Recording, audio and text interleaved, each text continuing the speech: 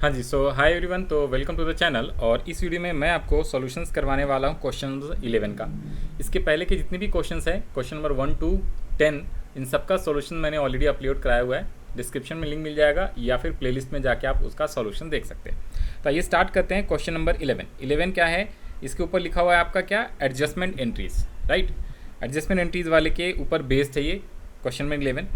तो सबसे पहले कह रहा है पास journal entries for the following adjustment on 31 मार्च 2025। यहाँ 25 की जगह आपकी बुक में 26 हो गया होगा, ठीक है, क्योंकि न्यू बुक एडिशन होता है, चेंज होता है तो डेट चेंज कर देते हैं। तो आप यहाँ पे 26 लिखा हुआ आपके 2026 वाले में। जिनके पास पुरानी बुक है 25, उसमें 25 लिखा हुआ है। क्वेश्चन सेम ही है।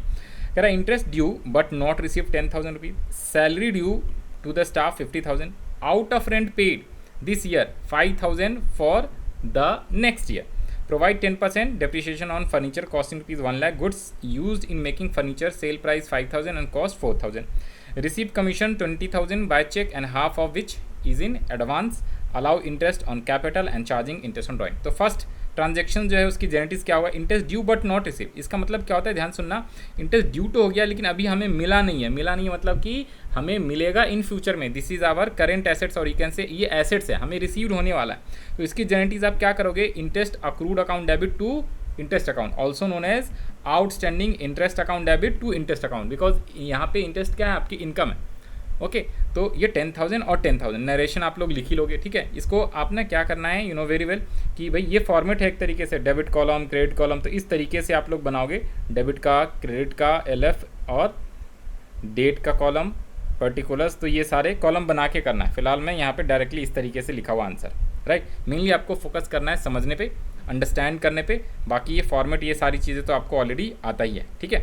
नेक्स्ट एंट्री आ जाते हैं सेकेंड एंट्री क्या है, ध्यान से देखना। सेकेंड यहाँ पे आ जाओ, कह रहा है सैलरी ड्यू टू स्टाफ। देखिए यहाँ पे टू है, टू सैलरी पेड है, दिस इज आवर एक्सपेंस। तो सैलरी ड्यू हो गया है, यानी कि आउटस्टैंडिंग है सैलरी, अभी तक हमने पे किया नहीं, हमें फ्यूचर में पे करना है सैलरी। तो ये आपका आउटस्टैंडिंग सैलरी है, तो ये हमारे लिए क्या हो जाता है, लायबिलिटीज़ हो जाता है, करंट लायबिलिटीज़ और यू कैन से लायबिलिटीज़। तो इसकी एंट्री क्या करनी, सैलरी पे करते तो सैलरी टू कैश होता, बैंक से करते तो सैलरी टू बैंक होता, लेकिन अभी हमने सैलरी क्या किया, पे किया नहीं है, फ्यूचर में पे करेंगे। तो इसकी एंट्री क्या हो जाएगी हमारे लिए, salaries account debit to outstanding salaries account, salaries account debit to outstanding salaries account, rupees कितने, 5,000 rupees, okay, being salary due to the staff या आउटस्टैंडिंग। नेक्स्ट एंट्री आ जाते हैं, कह रहा है क्या, आउट ऑफ रेंट, ये इंपॉर्टेंट लगा लीजिएगा, this entry is very very important. Out of the rent paid this year 5,000 for next year. अच्छा, इसमें कुछ टीचर या कुछ बच्चे इस तरीके से गलती कर देते हैं, वो क्या लिख देते हैं, देखिए इसको ना, वो मान लेते हैं कि भैया 5,000 जो है वो नेक्स्ट ईयर का, नेक्स्ट हो गया। तो एक तो सबसे पहले तो ये समझना, ये प्रीपेड है और पे किया है आपने, रिसीव नहीं किया है, पे तो that is expense, prepaid expense है। तो एक्सपेंस की एंट्री क्या होती है, नॉर्मल एंट्री क्या होती है एक्सपेंस की, रेंट टू कैश होता है। अब कुछ लोग यहाँ पे क्या करते हैं एंट्रीज, या यू कैन से बच्चे गलती क्या करते हैं, प्रीपेड रेंट अकाउंट डेबिट तो लिख देंगे, लेकिन यहाँ पे वो कैश या बैंक अकाउंट लिखते हैं। तो याद रखिएगा, जो भी बच्चे कैश एंड बैंक अकाउंट लिखते हैं, यहाँ पे वो एंट्री नहीं लिखना। आपको करेक्ट एंट्री जो है ना आपका होगा ये prepaid to rent account, prepaid rent account debit to rent account. क्यों, यहाँ पे देखो, यहाँ पे वर्ड क्या कह रहा है ना, ये अभी पे नहीं किया है, ये कह रहा है out of paid, already paid किया हुआ है। अच्छा, ऑलरेडी रेंट का अमाउंट इसने कुछ ना कुछ पे कर दिया है, जिसमें से 5,000 जो है वो नेक्स्ट ईयर का है, उसकी एंट्री पास करनी है आपको। तो अगर रेंट पे किया होगा तो रेंट टू, ऑलरेडी यहाँ पे कैश अकाउंट उसने लिख दिया मान लो, ठीक है, जो भी टोटल अमाउंट है उसमें से कह रहे हैं कि रेंट जो एडवांस वाला है, एडवांस वाला रेंट 5,000 है, तो rent advance to rent account. तो इसलिए रेंट कैंसिल होकर अपने आप ये एडवांस रेंट टू कैश हो जाता है, ठीक है। तो ऑलरेडी पे कर दिया, उसकी एंट्री उसने कर लिया होगा, ठीक है। तो कुछ टीचर आपको ये भी सिखाते हैं, तो depend on your teachers. Class 11th है, 11th में जो टीचर कहेगा वही सही है आपके लिए, क्योंकि नंबर उन्हीं के हाथ में होता है। 12th क्लास में आपको नंबर बोर्ड से मिलता है। तो correct entry should be prepaid rent to rent, but कई जगह पे आपको ये इस तरीके से भी लिखा हुआ मिलेगा, prepaid rent account debit to cash account. तो ये चीज़ें भी आपको ध्यान रख लेना, लेकिन आपको लिखना चाहिए ये वाली, होगा यही एंट्री करेक्ट, ओके। नेक्स्ट आ जाते हैं थर्ड के बाद फोर्थ कह रहा provide 10% depreciation on furniture costing 1 lakh. तो 1 लाख का फर्नीचर है, फिक्स एसेट्स पे जो डिप्रिशिएशन होती है उसकी एंट्री क्या होती है, depreciation account debit to fix assets. तो यहाँ पे simple depreciation account debit to furniture account आ जाएगा, 10% का, 10 लाख का 10%, 10,000। तो 1 लाख का 10%, 10,000। Furniture depreciation on furniture account, आप सिंपल यहाँ पे डेप्रिसिएशन अकाउंट भी लिख सकते हो, debit to furniture account, that's it. ये आसान था, ये वाला इंपॉर्टेंट था। नेक्स्ट है क्या, goods use in making furniture, sale price 5,000, cost price 4,000। तो हमने क्या किया, गुड्स को यूज़ करा है फर्नीचर को बनाने में। अब आइए, जब हम गुड्स को यूज़ करेंगे फर्नीचर बनाने में, तो कोई गुड्स सामान लिया अपनी दुकान से, उससे फर्नीचर हमने बना लिया अपने यूज़ के लिए, तो फर्नीचर बन गया। तो फर्नीचर अकाउंट डेबिट टू, अरे कहाँ गया, furniture account debit to purchase, purchases को क्या कर देंगे क्रेडिट, क्योंकि गुड्स को हमने यूज़ किया, हमने गुड्स यूज़ करके क्या बना लिया, फर्नीचर। जैसे भाई लकड़ी का अपना बिजनेस था, तो लकड़ी हमने खरीद के लाते फर्नीचर बनाते, उससे अच्छा अपनी दुकान से लकड़ी लिया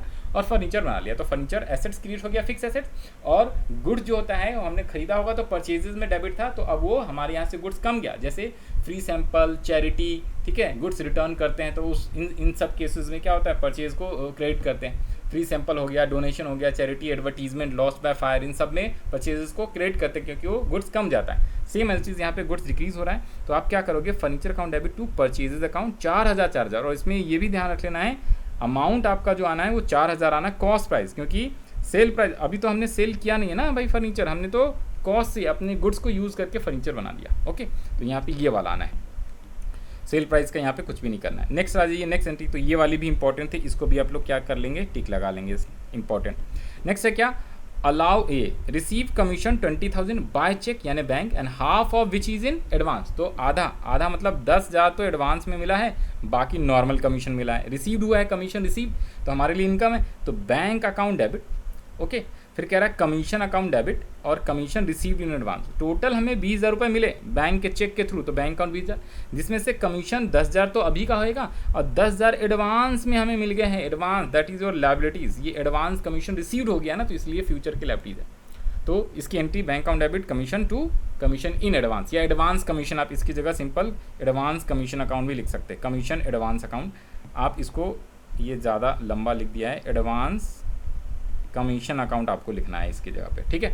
ये एंट्रीज हो जाएगी। इसके बाद आया क्या, नेक्स्ट है क्या, allow interest on capital. Capital पे जो इंटरेस्ट होता है बिजनेस के लिए क्या है, एक तरीके से वो हमारे लिए इनकम नहीं होता, हमारे लिए एक्सपेंस होता है। तो कैपिटल पे जो इंटरेस्ट होता है ना, तो interest on capital account debit, expense increase तो डेबिटेड, और कैपिटल को ही क्रिएट करेंगे, कैपिटल भी इससे बढ़ जाती है, ठीक है।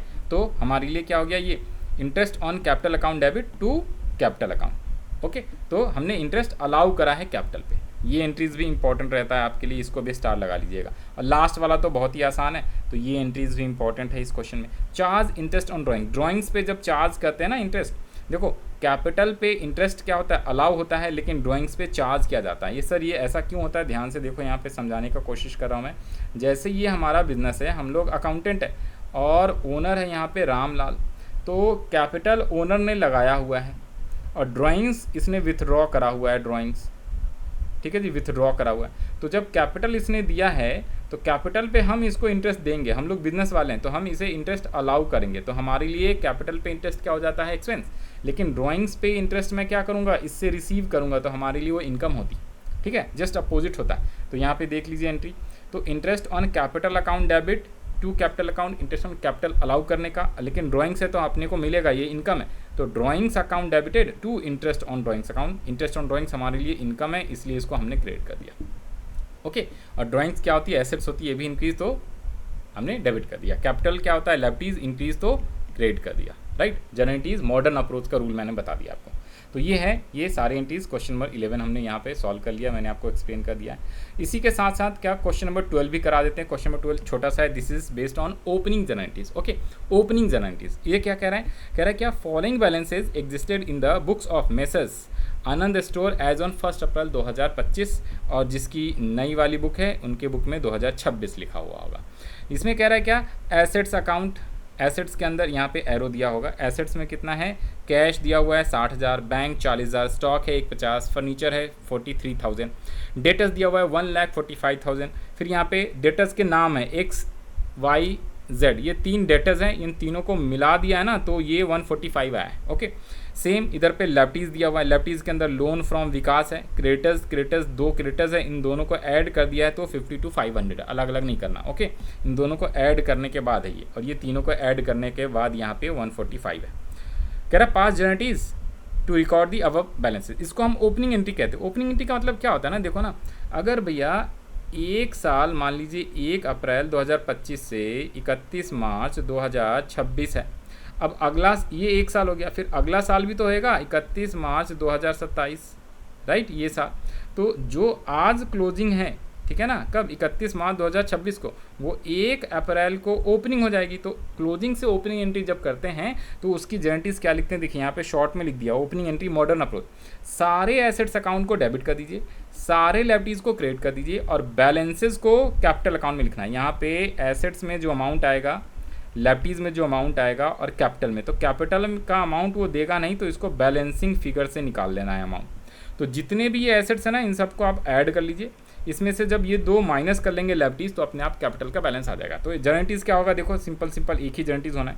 इन the books of Anand store, यहाँ पे जर्नटीज हम लोग पास करें, 1 अप्रैल 2025 है तो 26 लिख लीजिए। सारे एसेट डेबिट कीजिए, cash account debit, bank account debit, stock account debit, furniture account debit, 60, 40, 150, 43, और साथ में ये डेटर्स है, तो तीनों डेटर्स के नाम आपको अलग अलग लिखने, एक साथ नहीं लिखना, अलग अलग लिख दीजिए, ठीक है ना। तो ये सारे हमने ऐड कर लिए, ओके। कितना हो गया, 1,02,50, 250, फिर ये आ गया 3,00,000, 360, 395, 98 एंड 3,38,000 ये आ जाएगा आपका टोटल। और लायबिलिटीज़ में विकास का लोन है, ए और बी, ये यहाँ पे आ गया, ये ए का अलग, ये बी का, इसको कुछ नहीं करना, यही इसका टोटल अलग अलग लिख दिया, और 60,000 ये। तो इन सब का अगर आप टोटल कर दोगे तो ये 1,12,500, 1,12,500। जब इसको लेस कर लोगे तो आपका ये डिफरेंसेस 3 लाख कितने आ जाएगा, 20, ये 4 लाख है ना शायद, हाँ, 3,25,500। ये कैपिटल का अमाउंट बैलेंस फिगर से आया है, ये आप एक बार चेक कर लीजिएगा बैलेंस फिगर से अमाउंट सेम है या गलत आया है, आपको वेरीफाई करा दें। 1,50,000 plus 60,000 plus 50,000 plus 35,000 plus 43,000 plus 1 lakh, तो 4,38,000 करेक्ट है। -60 -22,500 -30,000, तो ये 3,25,500 एब्सोल्युटली करेक्ट, ठीक है ना। तो ये इसका टोटल आया था 1,12,500, ठीक है, और ये आया 4,38,000। तो इस तरीके से ओपनिंग एंट्री, और क्या है, इसको हम बोलते हैं ओपनिंग ऑफ जर्नल एंट्रीज। तो ओपनिंग के लिए जर्नल एंट्रीज इस तरीके से करना है, क्या चीज़, assets account debit, liabilities account debit to capital account. तो ये आपका सॉल्यूशंस ऑफ क्वेश्चन नंबर 12 भी हो गया। इसके बाद एक क्वेश्चन और है, ये सारे स्टार्टिंग के जो 1 to 13 क्वेश्चन हैं, ये कंसेप्चुअल क्वेश्चन है, ठीक है। इसके बाद आपको जो है मेनली प्रैक्टिस के लिए क्वेश्चन दिया हुआ है, 14 से लेके 26, 27 इतने क्वेश्चन है आपके बुक्स के अंदर, राइट। तो आइए ये भी 13 भी करा देता हूँ इसी वीडियो में, बाकी के क्वेश्चन हम लोग नेक्स्ट वीडियो में कवर करेंगे। तो 13 पे आ जाइए, सेम ये सारे question T S Agarwal sir की बुक में मिल जाएगा। अगर आपको वीडियो पसंद आ रहा है तो प्लीज़ भाई जाते जाते आप लाइक कर लीजिए, ठीक है। और जिन लोगों ने अभी तक सब्सक्राइब नहीं किया, जो नए हैं चैनल पे, सब्सक्राइब जरूर कर लो भाई। मैं वीडियो अपलोड कर रहा हूँ, ठीक है, अभी थोड़ा रेगुलर नहीं हो पा रहा है, बट हाँ मैं सारे वीडियोस अपलोड कर दूंगा आपको। इकोनॉमिक्स की भी वीडियो इसी पे मिल जाएगी, अकाउंट्स की भी मिल जाएगी, बीएसटी की भी मिल जाएगी, ठीक है। इकोनॉमिक्स के जो न्यूमेरिकल क्वेश्चंस हैं, ठीक है ना, संजीव गर्ग सर की बुक वाली, माइक्रो इकोनॉमिक्स के, स्टैट्स के, सबका सॉल्यूशंस यहाँ पे आपको प्रोवाइड कर दिया जाएगा। कंसेप्चुअल वीडियोस भी आपको बहुत ही जल्द मिलने वाला है, ठीक है। उसके लिए चैनल सब्सक्राइब कीजिए। जिन लोग को ये सॉल्यूशंस का नोट्स चाहिए, ठीक है ना, ये जो आपको दिख रहा है ये PDF, ठीक है, स्क्रीनशॉट जो भी बोलो, तो उसके लिए आपको 2 काम करना है। नंबर 1, क्विकली जो है आप चैनल सब्सक्राइब कर लीजिए, और सेकंड मेरे को व्हाट्सएप पे फटाफट मैसेज कर दीजिए, मैं आपको ये PDF प्रोवाइड करा दूँगा। Now come to question number 13। 13 कह रहा है क्या, मिसलेनियस क्वेश्चन है। 13 कह रहा है pass journal entries for the following transactions. Pankaj started business with cash ₹2 lakh and bank 8 lakh rupees. This is also known as combine entry.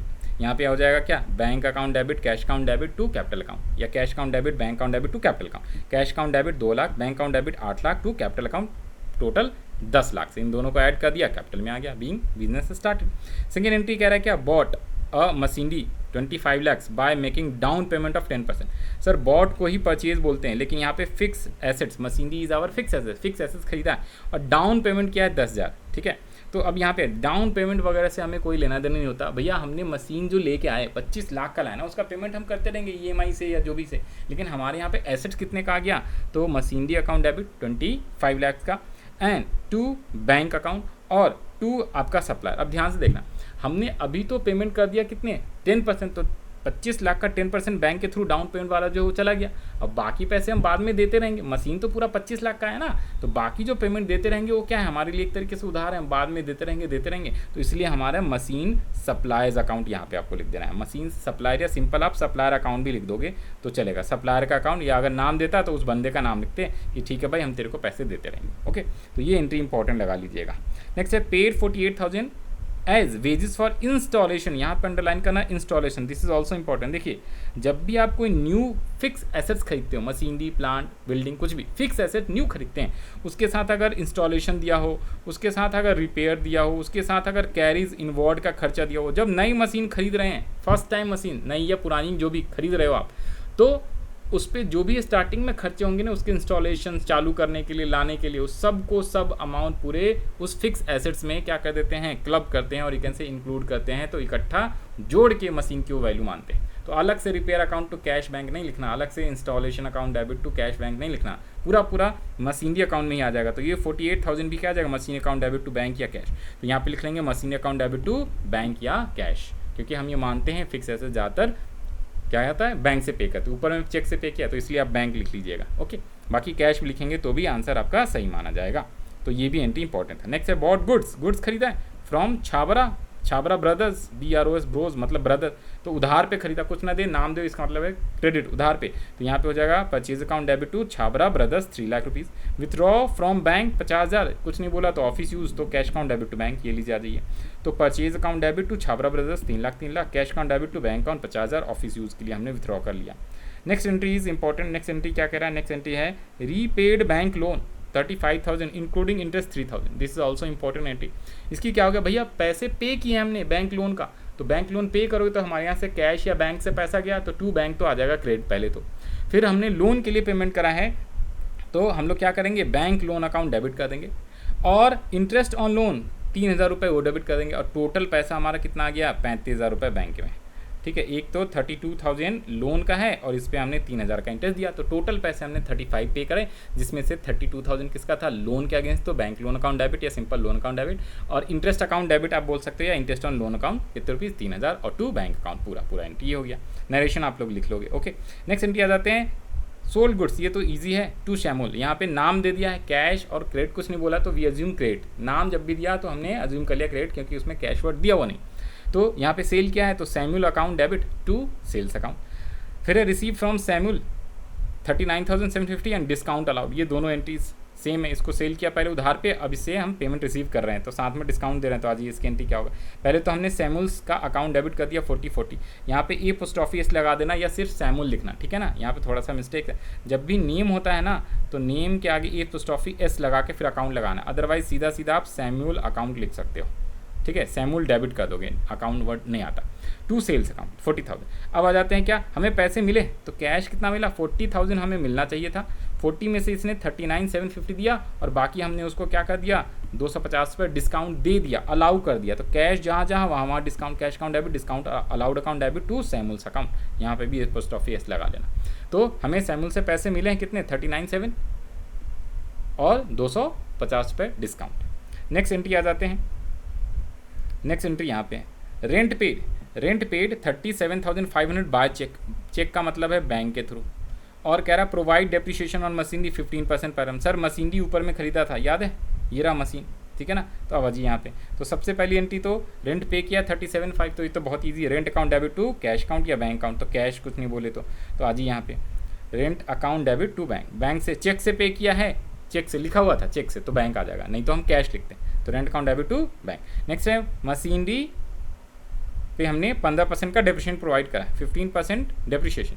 अब यहाँ पे देखना ज़रा ध्यान से, ये जो 15% है वो यहाँ पे वैसे वर्किंग नोट सारे मैंने दिए हुए हैं, ठीक है। तो 15% किसका आप निकालेंगे, आप यहाँ पे आओ, ये जो हमने मशीन बाय करा है कितने रुपीज़ का, 25 लाख का मशीनरी बाय करा है, इस पर हमने 48,000 का क्या किया है, इंस्टॉलेशन चार्ज दिया है, तो ये पूरा मिला के मशीन के खर्चे, तो मशीन 25,48,000 का, उसका 15% आपको निकालना है, तब जाके 25 लाख का अपन निकाल देना, तो ये 25,48,000 इंटू 15% आपको करना है, ये है डेप्रिसिएशन का अमाउंट। फिर ये आएगा आपका, तो यहाँ पे ब्रैकेट में लिख दिया मैंने 25,48,000, तब जाके ये 3,82,200। तो यहाँ पे अमाउंट की गलती हो सकती है कई बच्चों से। तो डेप्रिशिएशन यहाँ पे ऑन मशीनरी की जगह सिंपल आप डेप्रिशिएशन अकाउंट भी लिख लोगे तो चलेगा, depreciation account debit to machinery account, so simple. Okay, तो this is the solutions of question number 13। तो मैंने इस वीडियो में आपको क्वेश्चन नंबर 11, 12 एंड 13 ये 3 क्वेश्चन सॉल्व कराएं।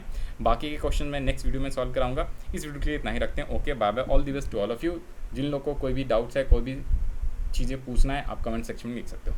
बाकी नेक्स्ट वीडियो में हम लोग नेक्स्ट क्वेश्चन के साथ मिलेंगे। Okay, bye bye, all the best to all of you जिन लोग का एग्जाम है।